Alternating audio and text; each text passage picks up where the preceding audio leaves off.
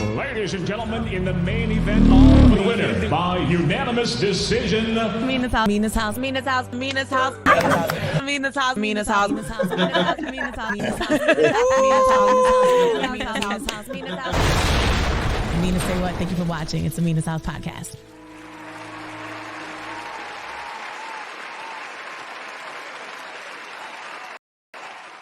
In a new studio space today in Camden, New Jersey, and I have singer, songwriter, Grammy-winning artist Elijah Blake joining us today. What's up, beautiful? How you doing? Look at you out here in Camden. Thank you for coming out, Elijah. You know, I had to come to where you at today.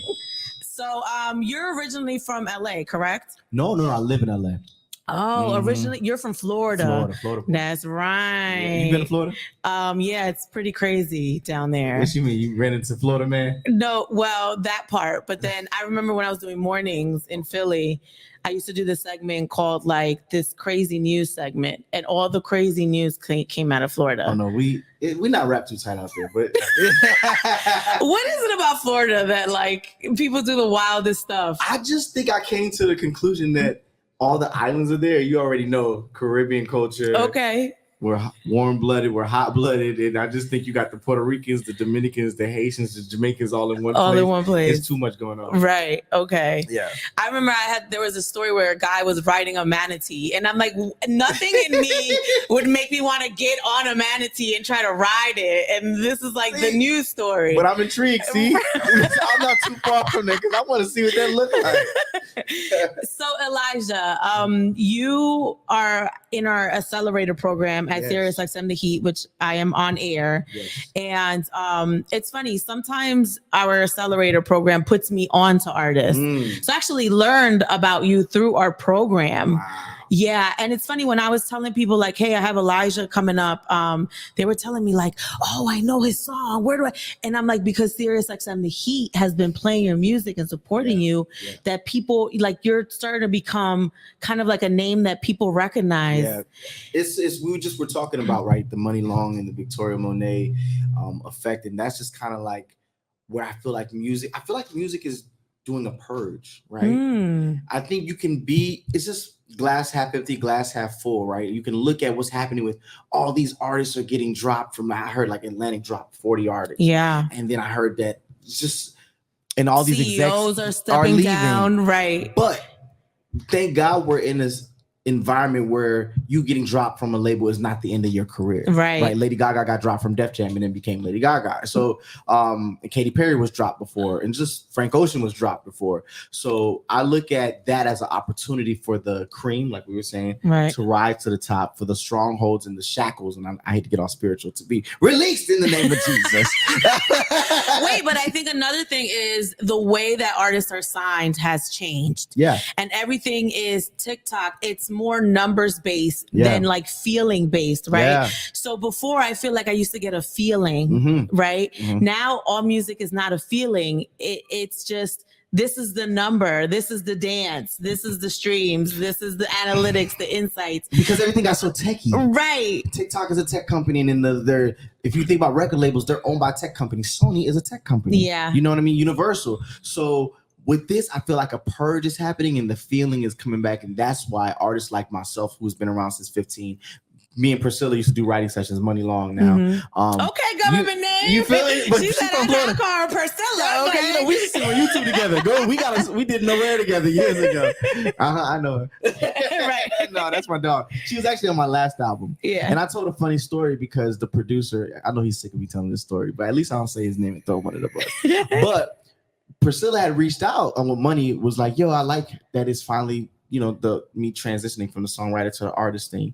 She was like, yo, like I'm loving the transition. And she was about to do it. She was becoming Money Long, and we were talking. We just were bouncing ideas back and forth. Yeah. And I was like, yo, I want you to be on my project. I got a song called Dark Skin, and I need a beautiful chocolate girl who could sing. Yeah. And how dope is it? We kind of started, we're both from Florida. So I remember when I was putting her on the record, this exec was just like, because she's on the record, D Smoke is on the record, Duran Bernard, right? Yeah. So it was a lot of people on the record. Yeah.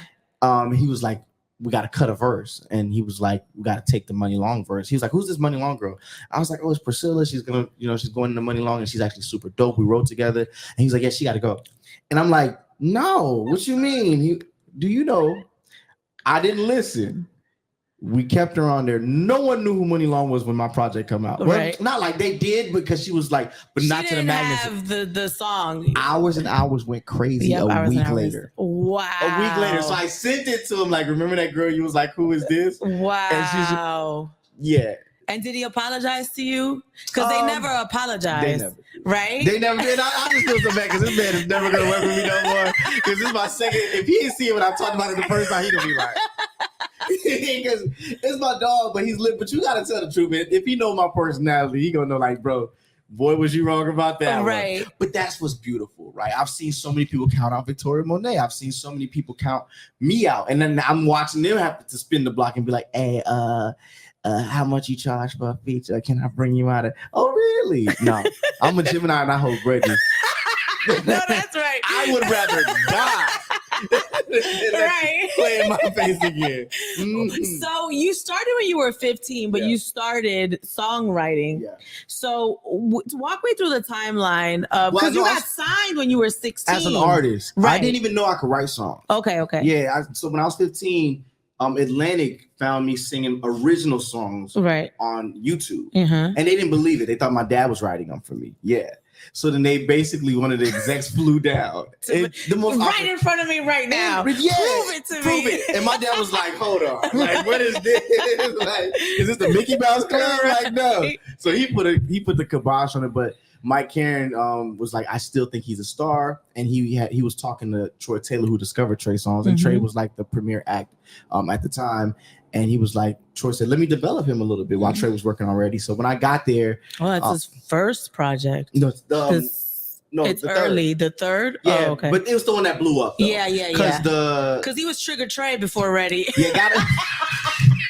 Do you remember Trigger Trey? So no, he had Gotta Make It in Trey Day, but they both didn't really like crack that glass ceiling yet.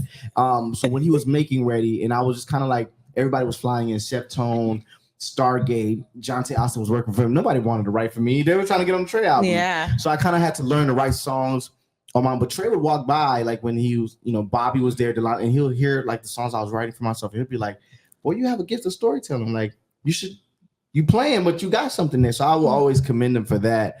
But I was kind of just a little irritated because I'm like, man, I wish R. Kelly was sending me songs. And this is before all the stuff happened, by the way. So I ain't know no better. But R. Kelly was sending records. Dream was sending records. Just like the best songwriters were sending songs. And I just wanted to sing. I was a church boy. But he allowed me to collaborate on Jupiter Love. And I was broke. I was starving. I had fresh out of like 10th grade, 9th grade. And you're supposed to be broke at that time, I was broke. Sir. You know what I mean? But that check, I got the $12,000 check in the mail. It was a $12,000 check? This is what music was selling. What? So imagine being broke. And $12,000 back then was like 50 bands now. What? Man, Mina, I went and got me a penthouse in Buckhead. Right to the look. The guy was like, oh, are you going to be able to keep up these payments? I said, look, this is just for this month. I got $12,000 check. Go right there. And he let me too. I didn't even have a real job. $2,500 a month. You didn't have a pay stub, a W-2. Nothing. Gave you a penthouse with no credit. Nothing. The mayor of Atlanta was my next door neighbor, Kasim Reed. Wow. Living my life like it's golden. And he hated being your neighbor because he was in there turning up. You were in 10th grade in a penthouse. Yeah, they were looking at me confused. Like, how'd you get here? Neo lived in the building, but Neo was on the 7th floor. So I was doing too much. Irreplaceable was definitely already out, and Neo had way more money than me. My little $12,000 got me fired up. Wait, how long were you there though? Because it's not gonna last, right? You was moved out in 2 months, huh? No. I stayed for a couple months. Okay. And then, so you kept getting royalty checks from the songwriting. That's when the Songwriter Elijah happened. Because I was an artist first, but once I saw that, what's that song? All my life, it's not a song. All my life I had to fight. So once I saw a little bit of money, I was like, I'll come back. I'm gonna write songs. Yeah. And then there was kind of like a little hype happening. Like, oh, did you know the guy that wrote Jupiter Love? Because Jupiter Love became the fan favorite. Yeah. So there was like, that's a 15-year-old kid wrote that song. So then that led to sessions with Mary J. Blige. It led to sessions with so many other people. And I think the way that the story got back to me, I want to tell this properly because I don't want to put words in people's mouth, especially somebody as powerful as Beyonce. So when I tell this story, it's really just me just saying this, just the things that she does for our culture and people that she probably isn't even aware of. This is what somebody was asking me, who is the most powerful brand in the music industry? And Beyonce was one of them because around the time, I think right before she had Blue, this is when this was all happening. They were, I guess, Columbia or whoever Sony was trying to get her to go in and do a new project. Or, kind of like I've seen it now, like how they're trying to say, would you do a new album and make us more millions of dollars? Yeah. And I guess the question was, if you were to go in the studio, who would you want to work with? And the way the story got back to me was, maybe Esther Dean, The Dream, and then who's that kid in Atlanta that did because there was a song I Choose You that she wanted. Mm-hmm. But she ended up not recording. But I guess maybe my name was fresh in her mind so she just said my name and they signed me. From Beyonce mentioning your name. If Beyonce uttered my name, it probably would have had a latte and forgot it 10 seconds later. Okay, so I gotta give a little more context because when Beyonce sees this, I want her to be like. Have you ever met Beyonce? Mm-hmm, okay. After we were able to laugh at it. Did you ask her? No. That's the thing. There's so many things I want to ask people that I never asked. Every time I've seen Beyonce, you got me speechless. I don't say nothing. I just sit there and just try not to look weird in front of JB. One time we was at the Rock Nation brunch, and I never told this story. We were at the Rock Nation brunch.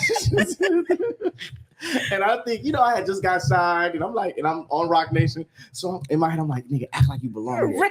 So I showed up today. I'm tired. That's why I got my sunglasses on. But then I had no reason to have my sunglasses. I showed my sunglasses, and I'm standing there next to Jay-Z, sitting there next to Rihanna, and Kelly Rowland is sitting on the left of Rihanna, and B is sitting next to him. So I'm just like, just in my head, so many voices are happening, but I guess Jay is trying to get my attention.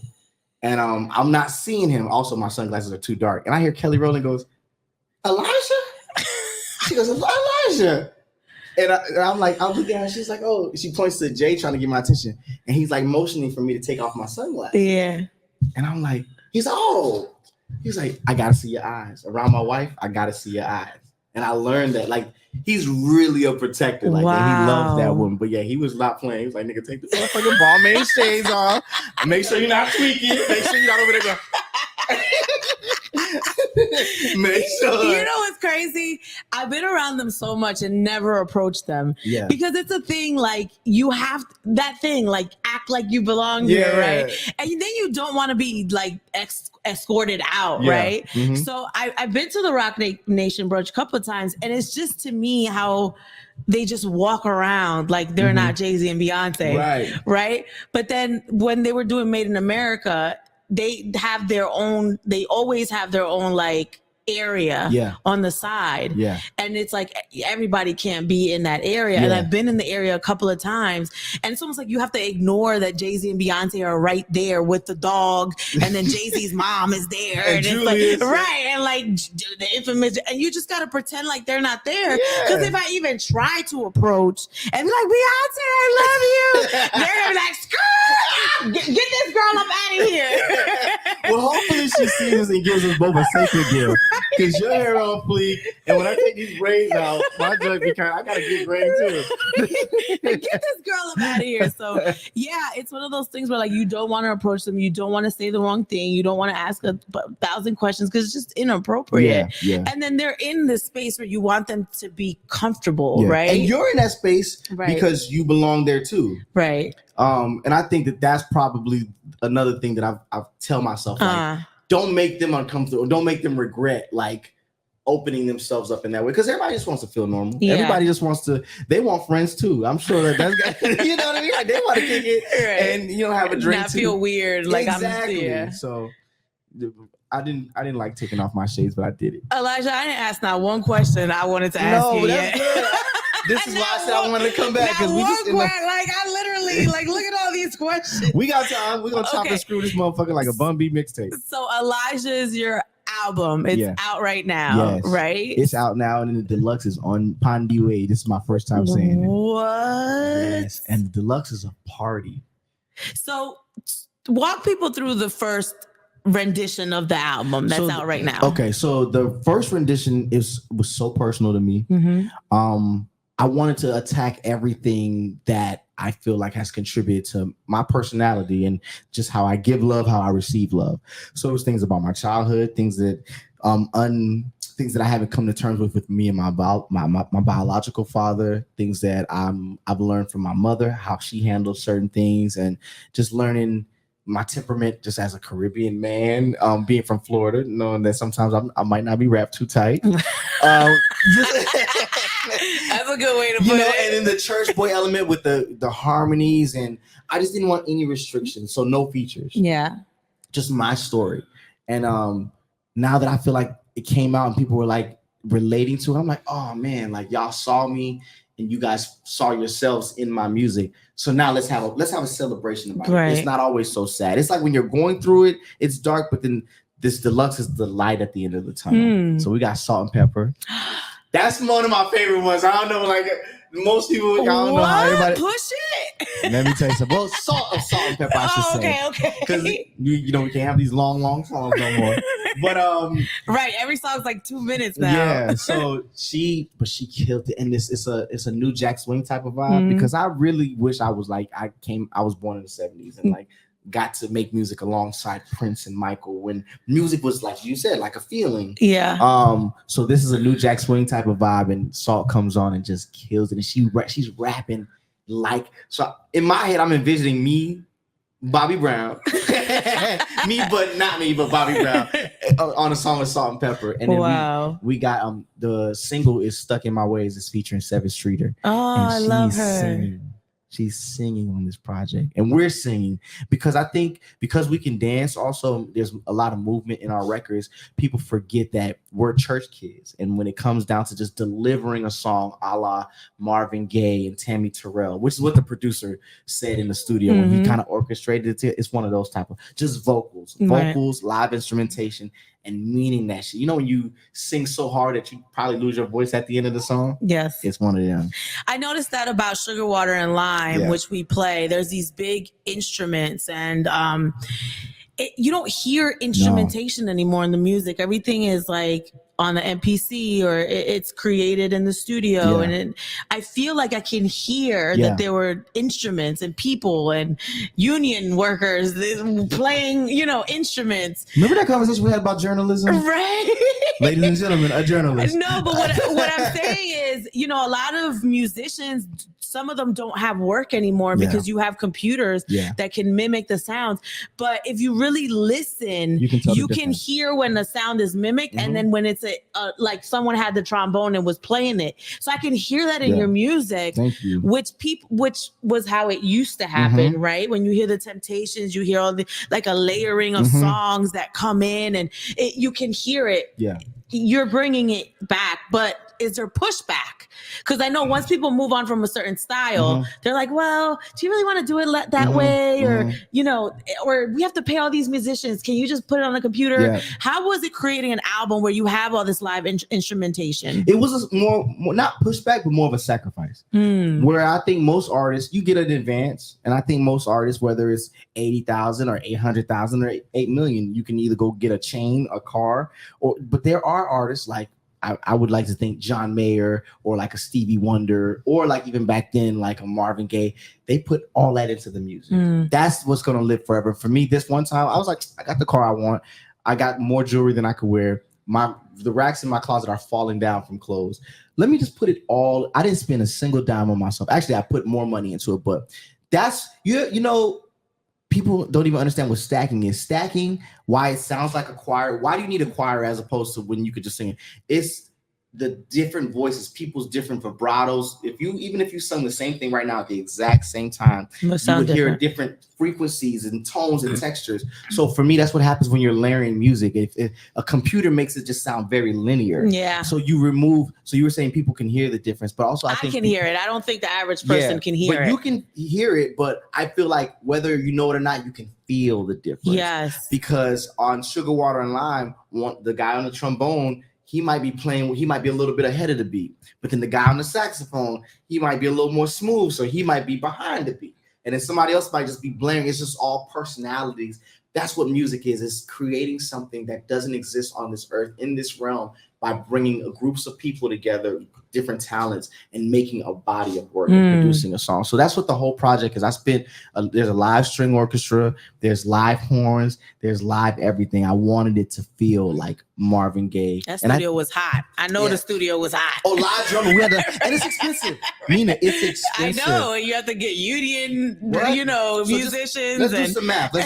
So a good studio, right? Because we're going to talk about a studio that has the space. Right. Because if you think about Motown, you got to mic the drums. You can't just go up in there with drums. Yeah. You got to mic the kick. You got to mic the snare. You got to mic the rim. You need a bigger board because they all need to go in to different channels. So a studio like that, minimum.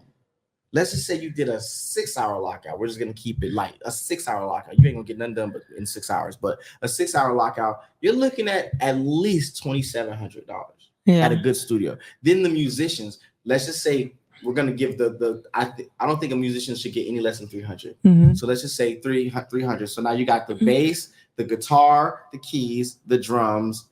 So now you're at 3, 6, 9, 12. That's another $1,200, right? So this a lot. That's for a session. That's not even a song you're gonna keep, because most people do like 80 songs and then or let's just say you do 30 songs and you pick the best 12 or 15. Right. So it's expensive. These people still got to get paid for their time, whether you use the music or not. Yes, and then you got to feed them, and then so then that's done. So we're already almost at $5,000. I'm not like for 6 hours. For 6 hours, right. And then the musician. But then now you got to get it mixed and mastered. Right. A good mixer is going to charge you minimum $1,500. Okay. Then the mastering is going to be another maybe $1,200 or $10 or $1,000. Let's just say $1,000. And again, that's per song. One song. It's expensive. But I wanted it. I can see why people go and get the fake instruments. You got Pro Tools. Load it up. This fake ass drum. Get this plug in for $100. A little $1,500. Yeah, but for me, I've experienced. I gotta feed this person. Yeah. I gotta have a little board. Yeah.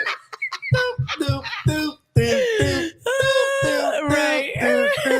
Yeah, and then you got background singers, and it just is so much. So, but I thank God. I was like, okay, God, why did you take me the songwriting route? It was, I think, to establish a level of to where I was comfortable enough that my living and everything was taken care of. So I didn't think in greed and in lack, so that I can take all of my advance and apply it to music. I feel like we'll be around forever because the sacrifices were made. And while James Brown is still charting years from when he debuted, while Marvin Gaye is still charting, 25 years, 30 years from now, my music will also be able to be played alongside of theirs, because I'm not going off of the trends that everybody is doing. Yeah. So your first check was $12,000 for writing a song. What does that look like now? $12,000. I can't even wipe my ass. No. Like, say you wrote a song for a high level artist like a Trey Songz right now. It's different now. You asking all the right questions, because streaming done mess it up for everybody. Right. That's where I was going. Mm-hmm. That's why I want people to understand how that's changed for someone like you. Okay, so that $12,000 check might be 12 cents. It's that low? I'm not even playing. I didn't think it was that low. I'm not even playing. For a song? Per stream, you get 0.0007 cents. That's not even 1 cent. Oh my gosh, but I didn't realize it was that bad. Yes. I thought at least you're getting $3. No, hell, I wish. You get 12 cents? 12 cents. So you got to work harder now as a songwriter, or you got to get your music a publishing deal. Well, that's why they can know. That's why, again, going back to, it's a purge, because you had people like myself, Money Long, Victoria Monet, and I hope I'm not missing anybody. There's Eric Bellinger. There are certain people where you were able to bait and switch us a little bit and make us part with these songs that we were connected to, because at least if you leverage, you can feed your family and live. You gotta live, you gotta eat. maybe we'll give you a song. But now for 12 cents, I'm gonna keep the record. Right. So now it's like, put that on my own, and I'm singing and I'm dancing in the video, and then I'm going on tour. Where the money at? Right. So you know touring's the money. Exactly. Got it. You can't. How is Selena Gomez, who has gotten us? I'm only referencing her because money is written for her as well too. But how is Selena Gomez gonna convince Money Long to give her "Nobody Knows Me Like You"? Well, she couldn't sing this the same way. They would try. How are you going to convince us for 12 cents? So let me ask you this about singing the same way, because I just remember something else. You wrote for Rihanna. It was No Love Allowed. Yeah. She sings it in her accent. Yeah. So when you're writing the song, did you write the song to the lyrics, right? Did you write the lyrics in an accent, or did she put her Rihanna on it and Bayesianed it up? So, you asking all the right questions. I love a good interview. This makes my day. Because sometimes you sit in interviews and they ask the same goddamn. I just be wondering, because you're Caribbean. I know that, right? She's Caribbean. Yeah. We know that. But when you're writing the music, did you know you're writing the song for Rihanna? And when you know you're writing for the song, do you write in patois? Or that's not what they speak, but do you write in a dialect? Yeah, no, it's patois. Yeah. But the dialects, obviously, even with like Puerto Ricans and Dominicans, we're similar. We look similar, but the accents and the speaking Spanish, right? Yeah. But I said if they speak Spanish, but there's variations of the language of this, how Spanish is interpreted into English culture. Yeah. So with Caribbeans, it's the same thing. So she's Bayesian. Right. My Caribbean accent to the untrained ear sounds similar to all of them, but somebody from somebody from Barbados can tell the difference. So mine has more. You're Haitian, right? Mine is a Haitian, right? Accent. Hers is a Bayesian accent, right? But somebody would hear that and be like, "Are you Jamaican?" But a Jamaican person could be like, "Oh no, that's Bayesian," right? And then somebody from the Bahamas be like, "That's Bahamian." You know what I mean? So I did it with my accent. But when she did it, so I did reference the record with the accent. But when she did it, it was a whole nother thing. Right. I was wondering. I was like, was that you, or did she add her sauce? No, mine had an accent. You had a little sauce, but it was she her had sauce. Rihanna got her own sauce. Right. That 15 seasoning, and my last name 15. But that 15 is a different. She put duck sauce, ketchup, mayo, mustard, curry. She put curry goat on that motherfucker. Can I curse on it? It's your world, sir. The church boy that came on here to curse. Bella from Baddies on last episode, and she was cursing up a store. And then I put all the clips up on YouTube, and YouTube was like, "This is inappropriate. This is inappropriate." And then I had to fight it because I'm like, "No, it's not. She just said a mother effer. There's nothing." Just believe me, I don't mind. I ain't gonna hold you. All right, so you're a 2-time winning artist. Yeah. What songs did you write? Did you win Grammys for? No, I haven't won as an artist. Right. That's what I'm saying. Got it. Yeah. So what Climax songs? won. That's Usher, right? Yes, and that I want everybody to know when they be like, "But did you?" Yes, because when the song wins, that means the person who wrote the song wins. Grammy. Okay, cool. And even if it won for best what Grammy vocal, did you win? Did you win? What Grammy? It won for best. This is bad, but I believe it won for best R&B song. Okay, best R&B song. Got it. So then the person who created it, the people who created it, right? Everybody wins. And then also with the album, when an album wins, the people that created the album, not necessarily the artist. So like even with my project, right? Yeah. If the album wins, I'll still be considered because I wrote on my album as opposed to artists who just like sings a song. But if I didn't write on my album, that Grammy would go to the people that created it, if that makes sense. Right, yeah. And Rihanna's Unapologetic, the song that you're talking about, won as well too. So you won for Usher and Rihanna. Yeah. Because I always wanted to win a Grammy, and I know the only way I'm gonna win a Grammy is if I do like a monologue on your album or anybody's album, and then that album wins a Grammy. So you trying to do a monologue on my deluxe? It's still time. Listen, I need me a Grammy, okay? Send me a voice memo. The price will go all the way up, all right? I'll say whatever you want me to say. Today's price. But that's how I know, because I always wanted to win a Grammy. Okay, well then you got 2 days before we go to Mr. Master. Just send me a voice memo. You can do it here when you leave. Ladies and gentlemen, this is the deluxe album. And now I introduce you to Elijah Blake. Exactly. Grammy in the bag. Yes, send it to me. I will hand deliver it. So I love your cultural background. We talked about this. My daughter's Haitian. Yes. Yes. You're Haitian and Dominican. Yeah. So I love that about you. You were born in DR, correct? Yes. So what's your coming over story? It's great. Right? I want to know the coming over story. So my dad I don't know how you would position an office. It would consider it like I could relate it to in US, but basically like an ambassador for Haiti, like at the embassy. And when they overthrew the government, which is somewhat similar to what's happening now, the US allowed people to get political asylum to come to the United States. So at this point, my mom is living in Haiti with my father, but he's at the embassy every day. I've never told this story. It's actually a beautiful Romeo and Juliet love story kind of. And she's home, but they're driving through the streets because they believe in countries like that. Like, if you overthrow the government, you must kill the kids, you must kill the children because they'll come back and avenge their family. Wow. And then, sometimes it's like that. So they were driving through the streets, shooting and looking apparently for our family. And we had a maid, and my mother was like, "Hey, I'm going to pay you for your services this month." And the maid was like, "Actually, no, your husband's signature is worth way more than that." And she was like, "Well, what do you mean?" And he was like, "If your husband can sign this, you don't have to pay me for this month and the last month and then the month after that." Yeah. So then she was like, "Well, you don't know, like your husband, everybody's kind of like gone or been overthrown or like died, but like your husband is the last signature to be that can grant political asylum to the United States." And my mom would say, "What?"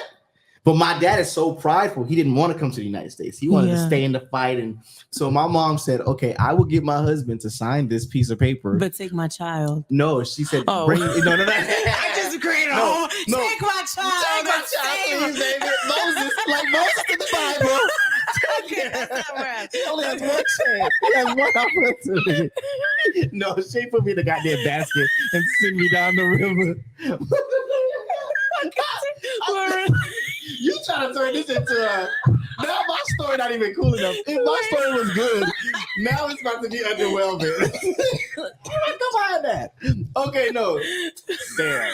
But she basically was like, "I will sign this paper if you bring me back an application," because she knew my dad was hiding it from her. Okay. So brought her back an application. She filled it out. And I guess when my dad got home from work, she was like, "You motherfucker."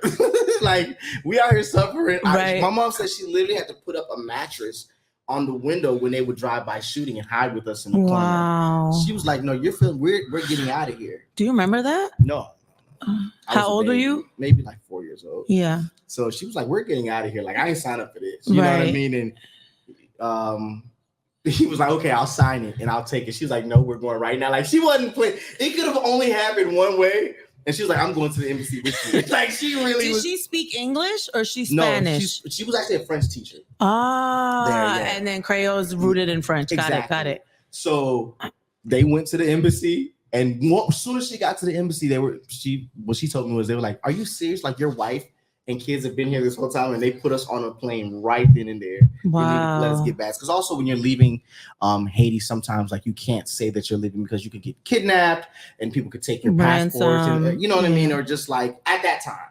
Because Haiti's still beautiful. I hate that it's always bad things when we're talking, but at that time, you could have got kidnapped and somebody could have used your passport to come to bring their family in or whatever. So they put us on a plane right away and brought us to the United States. Wow. It's a beautiful story. That's incredible. And she left his ass. You're in my head. I wasn't going to ask it because I need to ask about Climax.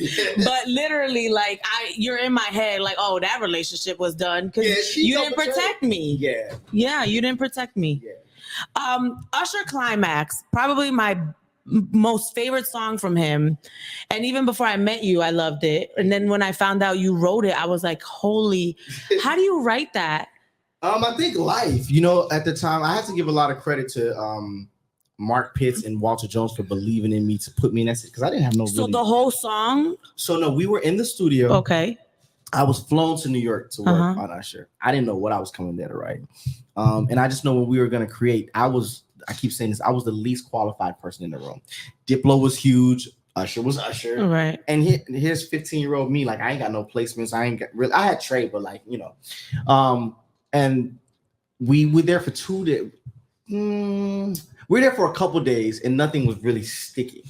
Miguel was there as well too. Oh, so there was magic in the room. And I remember I was the first person to play one of the Miguel songs. Get out of here. Yeah, the song that won the Grammy. Was it All I Want Is You or Adorn? No. It wasn't any of those. Hold on. I should know this. I literally was. So I used to do our new music show, and I just used to pick songs that I, wanted to play that I loved. Short Thing. But hold on, I played that as I think it was Adorn. It was Adorn that I played first. The one that got the Grammy. It was. Yeah. Yep. It was Adorn. Yep. Well, basically the chords were there, and they had the 4 on the floor, and I just remember telling Marcus, like, "Can you ask like Diplo to take the dance because this is the slowest dance song of all time." As soon as that thing came up from up under there, like as soon as it what I was saying is I kept hearing like the same tempo that Climax is now. It was like that, but like this. Because what's his name? David Guetta, Skrillex, all those dance DJs were so big at the time. It just felt forced. It was like electronic. I was like, if y'all can get rid of this goddamn depressing ass dance beat up under there, then my praise and worship ears, because if you think about it, Going Nowhere is a praise and worship song. That's a melody. So as soon as they removed that, that's when I heard the Going Nowhere first we reach the climax. As soon as I did that, Usher came out the movie. Said, "What was that?" He was on the call. He was like, "What was that?" I was like, "I don't know. I don't remember." But luckily, he has a studio mic'd up. It records everything. Wow. That happens there, and we were able to play it back. And he was like, "Sit down. We're about to finish this record right now." You co-wrote with him, like you sat and wow. I would always say when everybody's in the room, whatever, even if you were in the room with. I even gave his guitar player like some of my percentage, because he was there. If you're nodding yes or no, that could stop us from taking the record down the wrong path. That's right. That's how they did it in Motown. So I would definitely say it was a joint effort. It's funny. I always bring that up when we talk about using rap lyrics and using music in trial because of that. Because you can't say, hey, we're going to hold you accountable. What you said in this song, we're going to hold you accountable and say you committed a crime because of what you said. But it's like, how do you prove that person wrote that lyric? Because music is such a collaborative process. It is. Then at that point, it's not many people that can just write a song from scratch. That's a gift. I don't think people recognize that. I forgot what artist. Oh, I should remember this. Was talking about Beyonce and like how you got 9 people writing for Beyonce. Are you really writing? Is that really your song? But this woman, I forgot her name. It's gonna bother me. She's written so many songs. Oh, Diane Warren. Yes, she's written so many songs of her own. Diane, you have a gift. Everybody can't write a whole song on their own and then it charts. Well, also I think that's why The Dream kind of like stepped in to defend Beyonce because it was like one of those instances. I don't know if Diane's words got misconstrued or if she was tweeting too fast, because she know that just because it says the writer is that 9 has to be broken down in half, right? Because the producers, when you look at the writers, they're listed under writers as well. So like Dark Child, a lot of people might not know that Dark Child's name is Rodney Jerkins. So they just know Dark Child produced it. So if they look and they see Beyonce, Rodney Jerkins, they're like, oh, she's got it. But it's like some of those might have been 5 of those people could have been on the production side. Or let's just say in a rare occurrence, what if it was 8 producers and they all collaborated and Beyonce did write it and she was the one writer. I just think it gets unfair because people are not properly educated on how it's listed. It's created this weird. Luckily for me, I write all my own songs. Okay. Hallelujah, in Jesus' name. So luckily for me, I don't got that problem. Tried and true. Y'all know if I can't do nothing else, Elijah gonna pull out that pen. You feel me? I'm gonna sign a check and I'm gonna write a song. But it's created this weird about the conversation we were having earlier. Sometimes it makes it weird when I collaborate with people because it's not fun because they're like, oh, I have to show that I'm a writer. I'm like, you don't got to prove nothing. Right. Do I give you 50%, 75%? Right. Like, what's the split? For me, when the song wins a Grammy, no one says, oh my God, Rihanna has 20% of this song.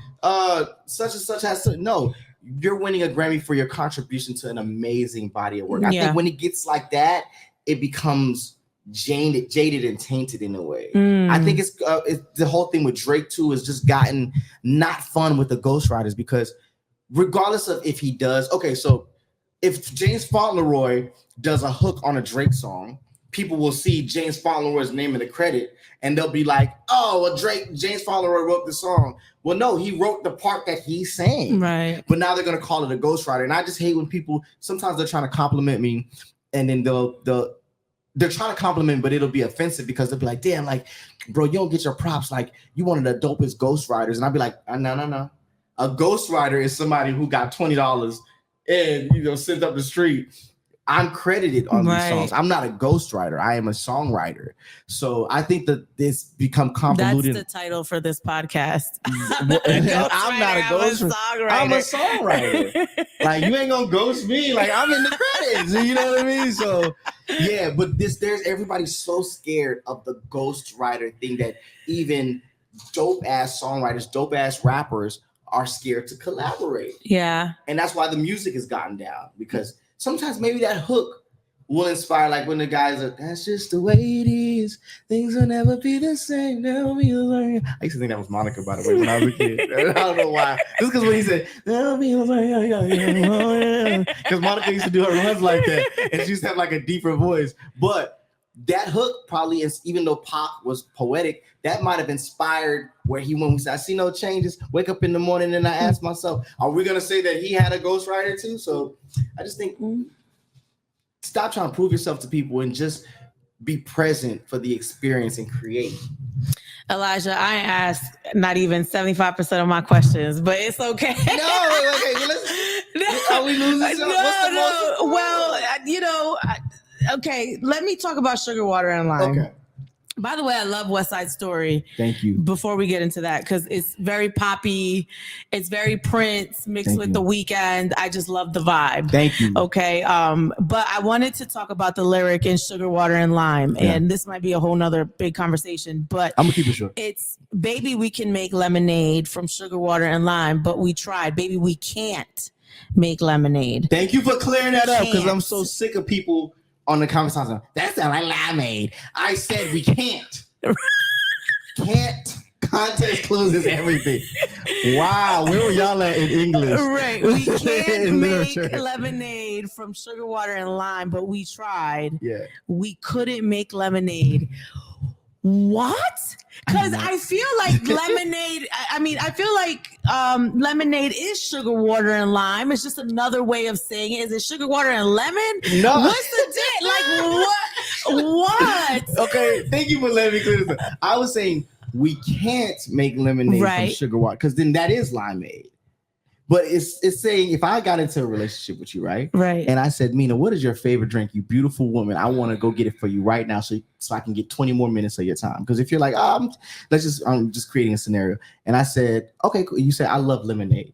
I travel the world. I try different versions, but I love lemonade. That's my drink of choice. That's the way to my heart. That's my love language. And I look and I go to the bartender. I'm like, bartender, there's a beautiful woman in the corner. Give me lemonade. He's like, oh, I only have limes. And he makes me the best taste. But he's like, I make a mean limeade. Bring that back to her, right? And I bring it to you. And I'm just like, hey, this is limeade, right? And you're like, you enjoy it. So now on anniversaries, I'm bringing you limeade. You can wake up on the third anniversary and be like, you didn't pay attention to my needs. You presented me an alternative that I was okay with, because I wanted to give you time to appreciate what I'm saying, but I told you from the beginning that I preferred lemonade. And although it's close, it is not the same thing. So the devil is in the details. What? Yeah.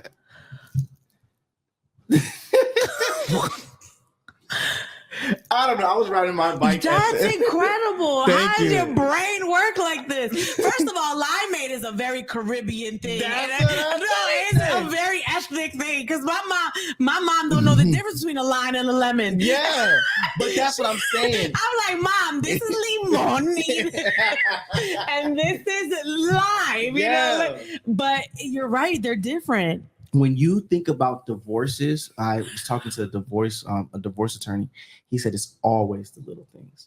It's never the big fight, because y'all have a big fight, you're gonna fuck it out and then make love, and then but the little things that, hey, I like flowers on certain things, or I like this, the bed to look this, I like the counter to, it's always those little things and the details that when you feel they're constantly neglected, that they're not being nurtured, that's your love language. You're not being satisfied in that way. What's your love language? That's my last question. You keep talking about that. It's very rare for men to even know what their love language is. Yeah. Like, how do you communicate to a woman, this is what makes me feel loved? Some people don't even know what that is. What does that look like? You know why they don't know what it is? A lot of people will leave this earth never knowing never being truly loved.